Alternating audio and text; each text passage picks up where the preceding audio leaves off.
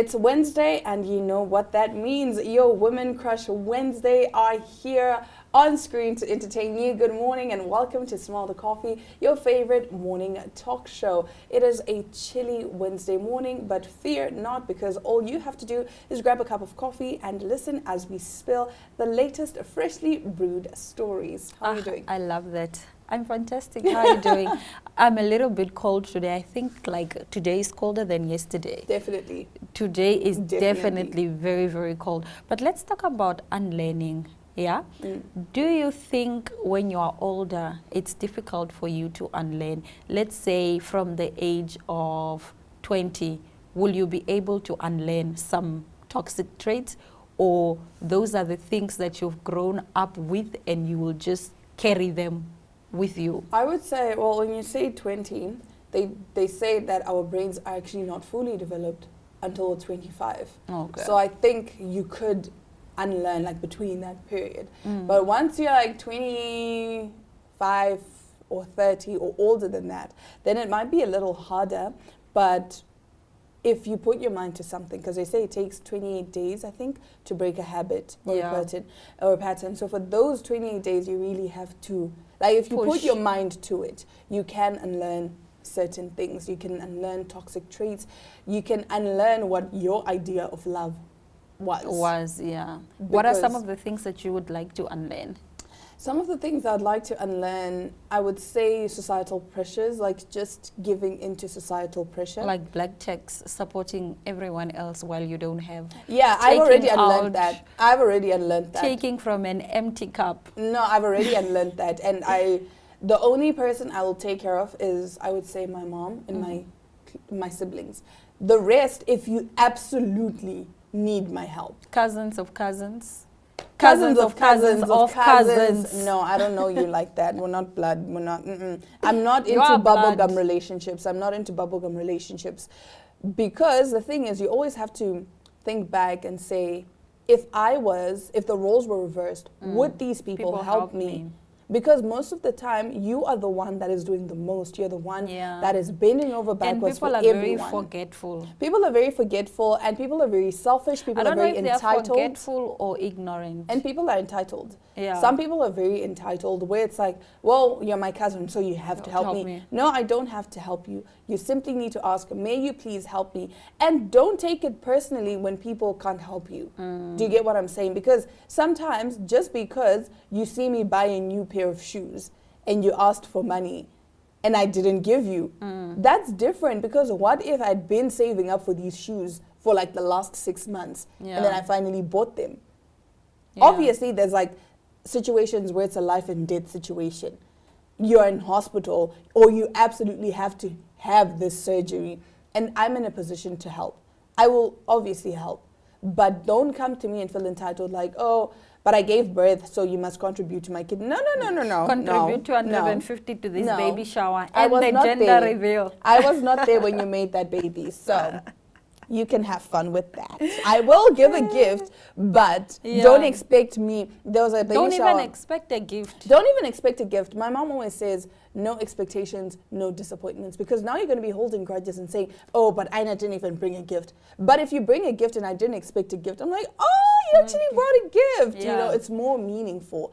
And we need to stop this thing of asking people to contribute to our parties.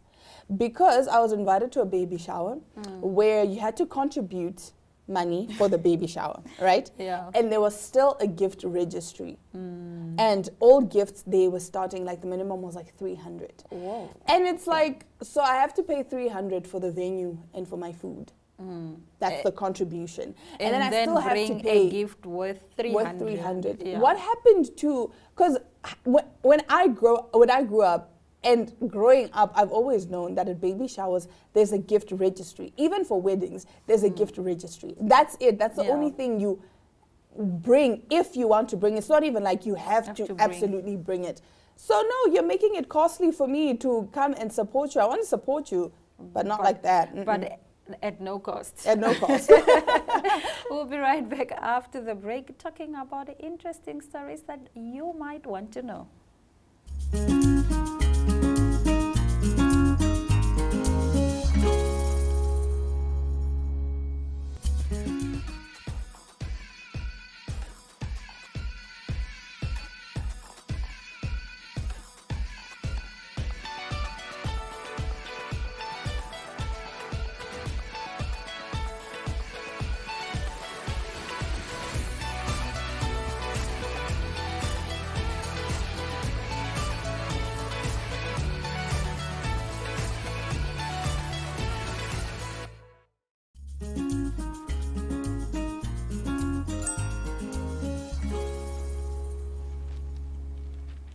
Now, in our freshly brewed news this morning, a German surgeon fired after getting hospital cleaner to assist in an amputation. Officials at a hospital in Western Germany have expressed regret after it emerged that one of their surgeons got a cleaner to assist in a toe amputation.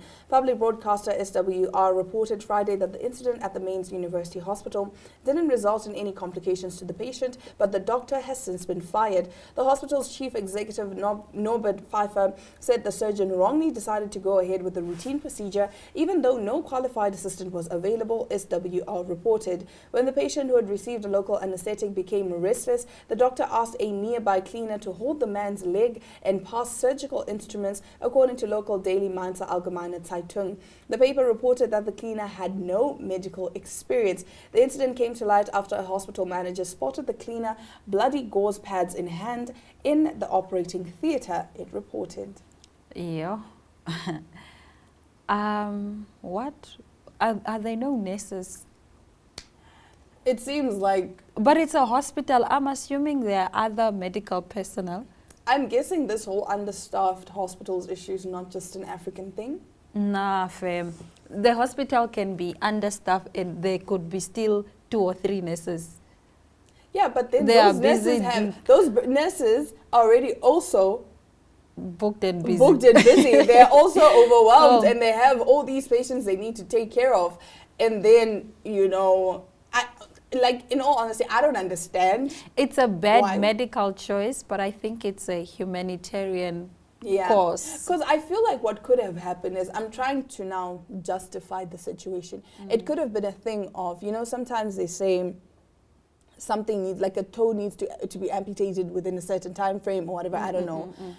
But it could have been a thing of, he saw he was running out of time and this patient was really in like excruciating pain and they needed to go ahead with the amputation ASAP. And in all honesty, it didn't result in anything bad happening, because I mean the surgery went well. But my question is, so now was he there like, pass me the scalpel? That thing. That yes. No, that one. Yes. That one. I'm assuming yes. It Give me forceps. Which ones are those? Those ones. And the anesthesiologist, did he give so many questions? So many questions. So what would be the fate of this surgeon? Well, I guess unethical medical practice. He might get his medical license revoked or suspended. We don't know. It hasn't been reported. What's funny, though, is this incident is only coming to light now, but this happened back in 2020. Who spoke? The nurse? No. Or the cleaner? The manager. I think the manager was quiet after he saw the cleaner with bloody gauze and pads and stuff. And then he told the hospital, and I guess they had like an investigation. So maybe now, because they're waiting the sentencing of the doctor and the fate of the doctor, that the story has now come up to light again. All right, moving on to some bizarre stories. More than 2 million liters of water were pumped from a reservoir in search of a phone said to contain sensitive government information, but when it was found, the waterlogged device would not switch on. An Indian government official has been suspended after ordering a reservoir to be drained so he could find his phone. Now, the food inspector Rajesh Viwash's phone dropped. He dropped his Samsung phone in the water dam while taking a selfie. The Time of the Indian newspaper reported this. Oh my gosh. Imagine. Oh my goodness. And I thought you were 2 million liters. And I thought you were obsessed with your phone. Nah, I'm not obsessed with my phone. Because this is odd. How many liters? 2 million liters of water. 2 million liters of water, just so we could recover one cell phone. So have you never heard of Google backup?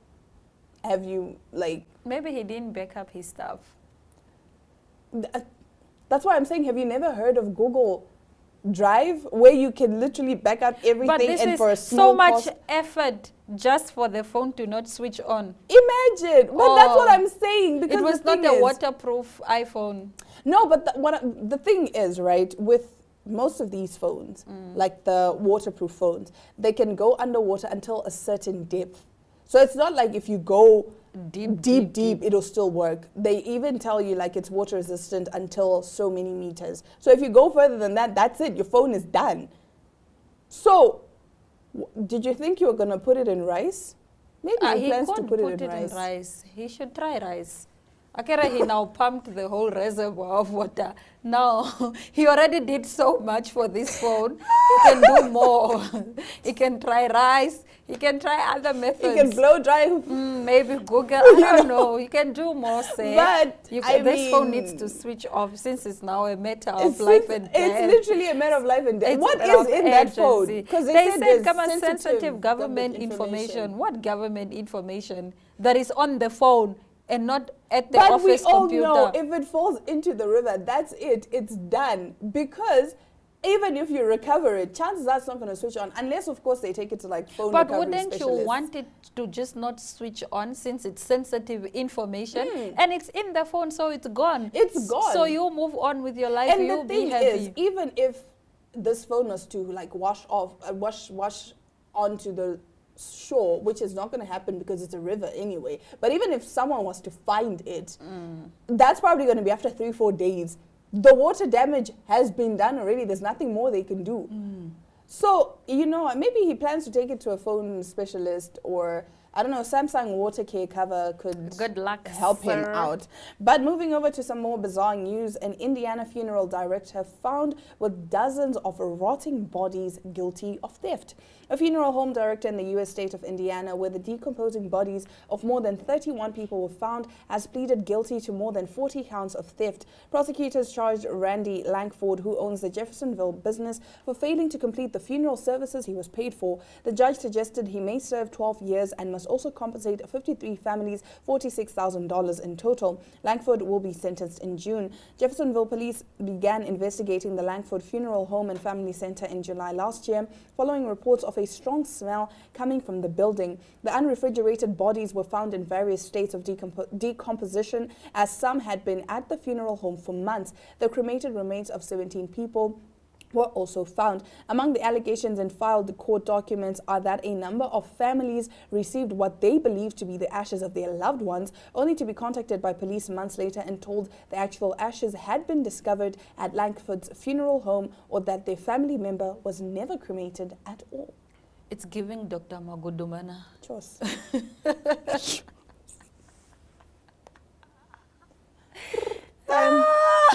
Time. No, but why are you having bodies?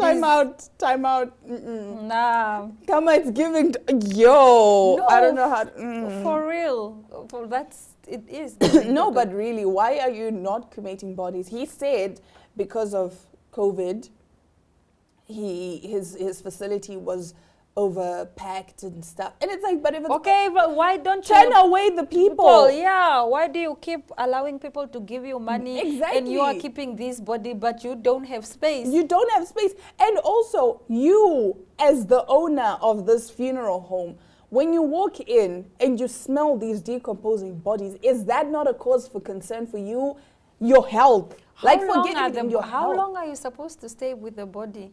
You're not. Like, okay, well, some bodies can stay for like years if it's refrigerated. Like they go through a whole process where they put formaldehyde or whatever it is they put, so that they basically preserve the body. So you know, most when someone dies, they will inject chemicals and stuff like formaldehyde, and then they basically embalm you, so your body remains in that state for a while. So some bodies, they will freeze or go through a freezing process where it can stay in the freezer for like years. But that's not really recommended. You could keep the body for years if it hasn't been claimed, but even mortuaries and stuff will eventually bury the body. Yeah, mortuaries bury the bodies that have not been claimed. Yeah. But imagine, these bodies were not even being refrigerated. And I don't even think he was going through the proper embalming processes, because if he was, these bodies wouldn't be rotting and smelling like that. Because the reason they embalm bodies is so that they don't decompose fast. Because a human body decomposes really, really fast. Because the minute you die, you start, like, fluids start draining out and all of that. So they immediately, when they inject the formaldehyde and embalm you, it's to basically preserve your body and slow down the decomposing process. So the fact that these bodies were decomposing and to the point of smelling like that, And you still have the bodies, yet you don't have space. Because after like 4 days, the body is already starting to smell. Yeah. All right, moving on to our next story. The Little Mermaid is currently the world's #1 movie. Now, the mermaid, whose name is Hailey Bailey, received a lot of racist comments over her looks. The original mermaid was white with red hair, and Hailey is black with a brownish or ginger-looking hair. These are some of the comparison critics made. It was reported that the movie spent $150,000 on Hailey's hair to look like the real mermaid. Wow. Yeah.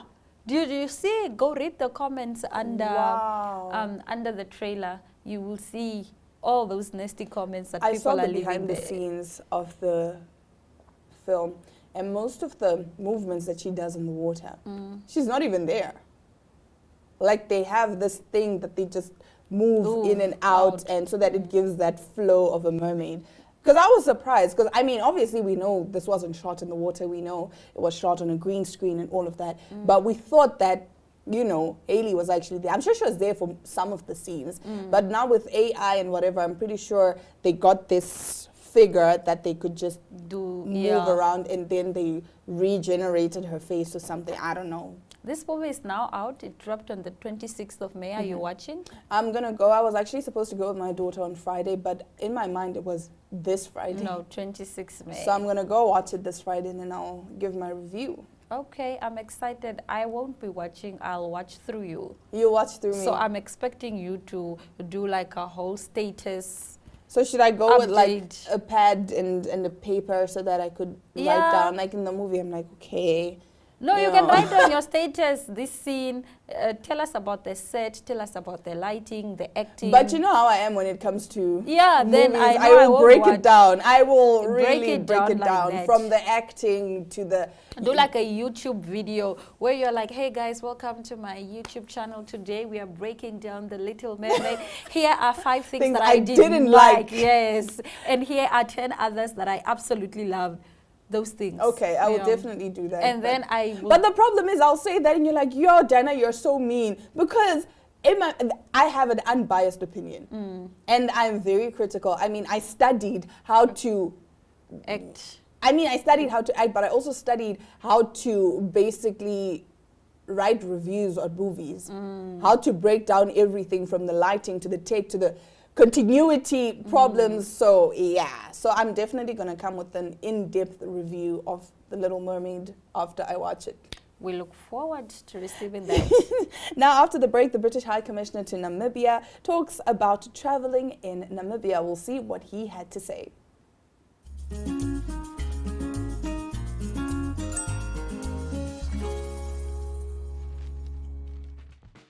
Welcome to My.NA Cars, your ultimate destination for everything automotive. I am your host, Diana Master. Teamwork makes the dream work, right? Discover the latest models, innovative technologies, and expert insights from our passionate hosts. Learn essential maintenance tips and get exclusive behind-the-scenes access to the automotive industry. Don't miss My.NA Cars on NTV every Thursday at 2100 hours. Tune in and ignite your passion for automobiles.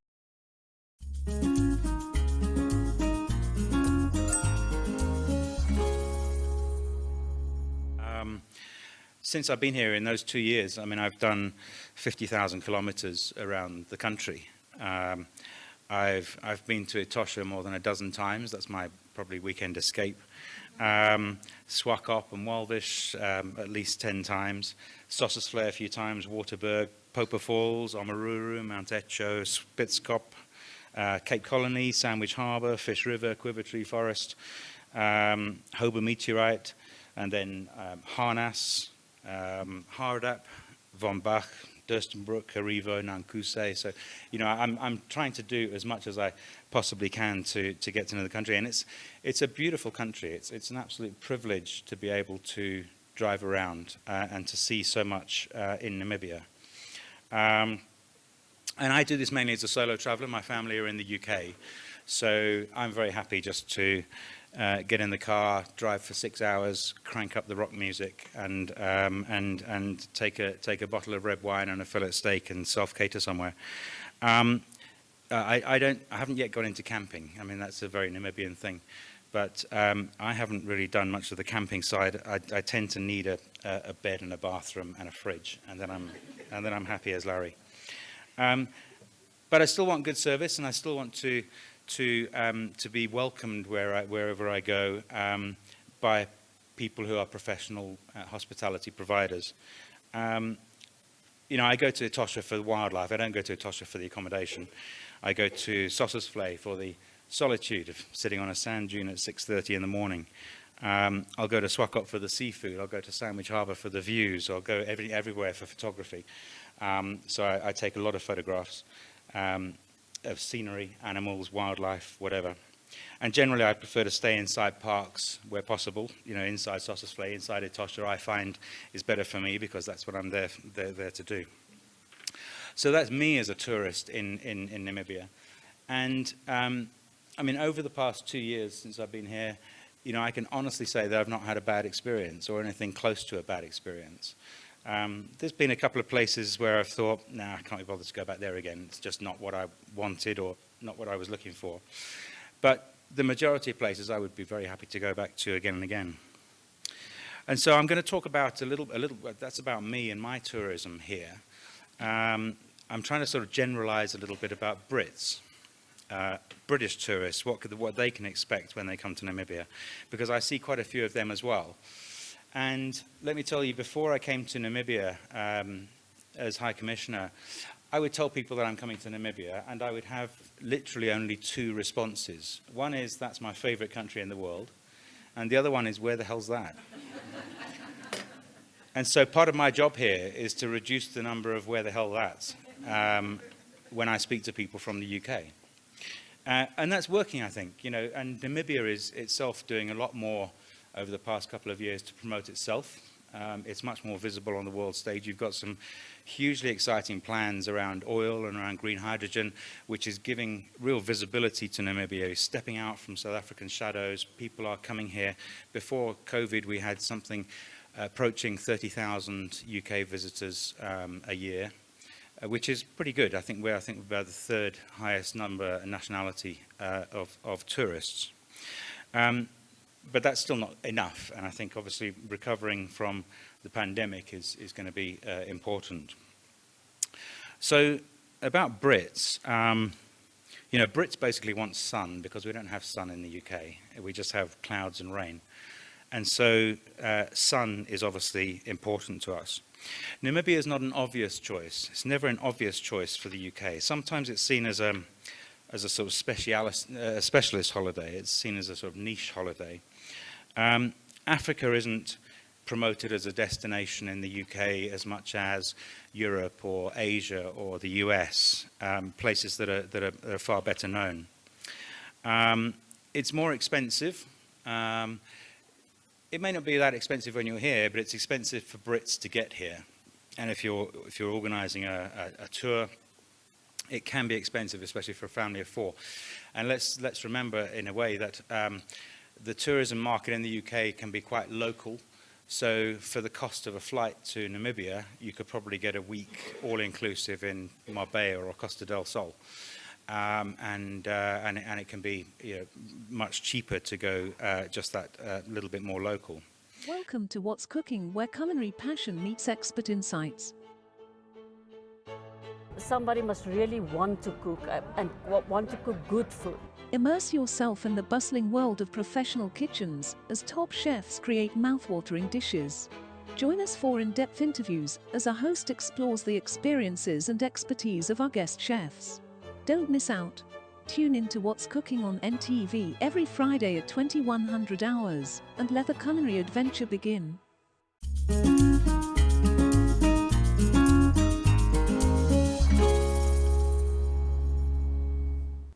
That is all the time we had for you this morning. We will be back tomorrow, same time, same place, to bring you more news that you absolutely love to hear. My name is Aina Raizakaya, alongside Diana Master. From all of us here in studio, it's all our love, all our light, and adios.